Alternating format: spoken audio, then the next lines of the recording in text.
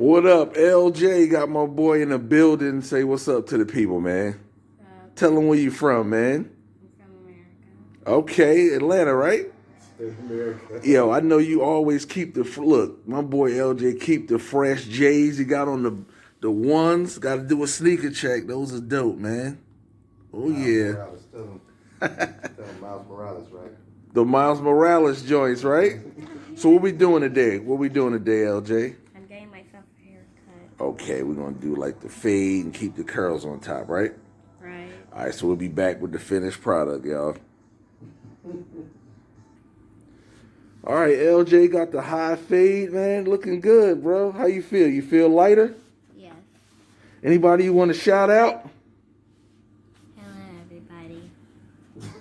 My name is and I cut my hair good. I was wondering if it would hurt, but it did not. Nah, it didn't hurt, right?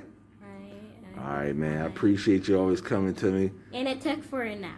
You know what I'm saying? But we got it right. All right, man. All right, later on, brother.